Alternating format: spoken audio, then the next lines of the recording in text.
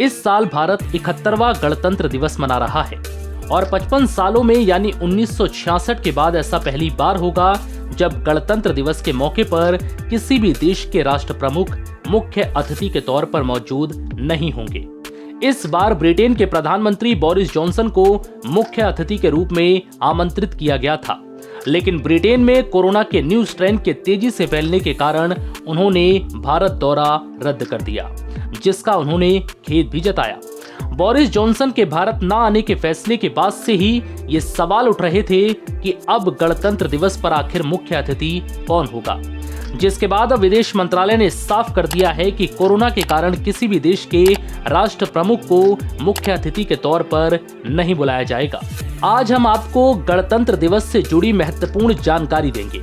आज हम आपको बताएंगे कि 26 जनवरी को ही गणतंत्र दिवस क्यों मनाया जाता है, क्या है इस दिन का इतिहास और इसमें दूसरे देशों के राष्ट्र प्रमुखों को अतिथि के तौर पर आमंत्रित क्यों किया जाता है, इससे पहले कितनी बार बिना अतिथि के गणतंत्र दिवस मनाया गया, 15 अगस्त को प्रधानमंत्री तो 26 जनवरी को राष्ट्रपति झंडा क्यों फहराते हैं।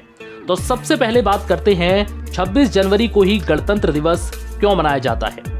साल 1929 में दिसंबर में लाहौर में भारतीय राष्ट्रीय कांग्रेस का अधिवेशन पंडित जवाहरलाल नेहरू की अध्यक्षता में हुआ। इस अधिवेशन में प्रस्ताव पारित कर इस बात की घोषणा की गई कि अगर अंग्रेज सरकार द्वारा 26 जनवरी 1930 तक भारत को डोमिनियन का दर्जा नहीं दिया गया तो भारत को पूर्ण रूप से स्वतंत्र देश घोषित कर दिया जाएगा। जब अंग्रेज सरकार ने कुछ नहीं किया तब कांग्रेस ने 26 जनवरी 1930 को भारत को पूर्ण स्वराज घोषित कर दिया। भारत की आजादी के बाद संविधान सभा की घोषणा की गई, जिसने अपना काम 9 दिसंबर 1947 से शुरू किया। संविधान सभा ने 2 साल 11 महीने 18 दिन में भारतीय संविधान का निर्माण किया। 26 नवंबर 1949 को संविधान सभा के अध्यक्ष डॉक्टर राजेंद्र प्रसाद को भारतीय संविधान सौंप दिया गया। कई सुधारों और बदलावों के बाद सभा के 308 सदस्यों ने 24 जनवरी 1950 को संविधान की 2 हस्तलिखित कॉपियों पर हस्ताक्षर किए। इसके 2 दिन बाद संविधान 26 जनवरी 1950 को देश भर में लागू हो गया। 26 जनवरी को इसलिए चुना गया था क्योंकि 1930 में इसी दिन भारतीय राष्ट्रीय कांग्रेस ने भारत को पूर्ण स्वराज घोषित किया था और यही कारण है कि हर साल 26 जनवरी को गणतंत्र दिवस मनाया जाता है। कितनी बार बिना अतिथि के मनाया गया गणतंत्र दिवस? ये चौथा ऐसा मौका होगा जब भारतीय गणतंत्र दिवस समारोह में कोई भी चीफ गेस्ट नहीं होगा। इससे पहले साल 1952, 1953 और 1966 में ऐसा हो चुका है। साल 1966 में भारत के तत्कालीन प्रधानमंत्री लाल बहादुर शास्त्री के ताशकंद में हुए निधन के कारण किसी को निमंत्रित नहीं किया गया था। संवैधानिक जरूरतों के हिसाब से इंदिरा गांधी ने गणतंत्र दिवस से 2 दिन पहले ही प्रधानमंत्री पद की शपथ ली थी।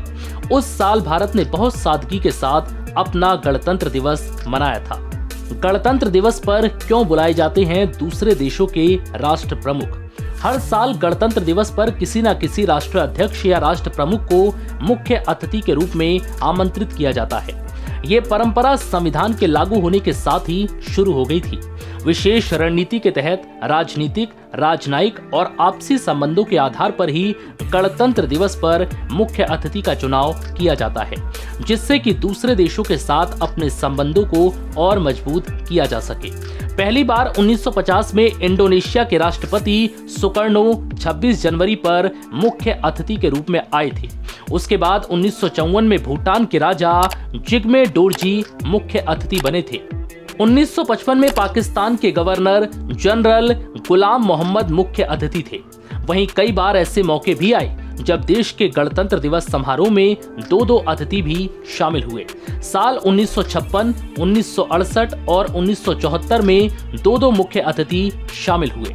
वहीं साल 2018 में 10 एशियाई देशों के प्रमुख गेस्ट के रूप में भारतीय गणतंत्र दिवस समारोह में शामिल हुए थे। ये पहला मौका था जब इतने देशों के मुखिया 26 जनवरी की परेड में शामिल हुए थे। दरअसल 15 अगस्त के कार्यक्रम में बाहर से किसी भी अतिथि को बुलाने की परंपरा नहीं है। जबकि 26 जनवरी समारोह में किसी न किसी राष्ट्र के राष्ट्राध्यक्ष को बतौर मुख्य अतिथि आमंत्रित किया जाता है। इसमें देश के मित्रवत राष्ट्रों के राष्ट्रपति या किसी खास मेहमान को बुलाया जाता है। दूसरे राष्ट्रों के अलावा कई अन्य खास मेहमान भी बुलाए जाते हैं। 15 अगस्त को प्रधानमंत्री तो 26 जनवरी को राष्ट्रपति झंडा क्यों फहराते हैं? 15 अगस्त के दिन प्रधानमंत्री झंडा फहराते हैं तो वहीं 26 जनवरी को राष्ट्रपति झंडा फहराते हैं। ऐसा इसलिए होता है क्योंकि प्रधानमंत्री देश के राजनीतिक प्रमुख होते हैं, जबकि राष्ट्रपति संवैधानिक प्रमुख होते हैं। 26 जनवरी 1950 को संविधान लागू हुआ था, इसलिए गणतंत्र दिवस पर राष्ट्रपति झंडा फहराते हैं।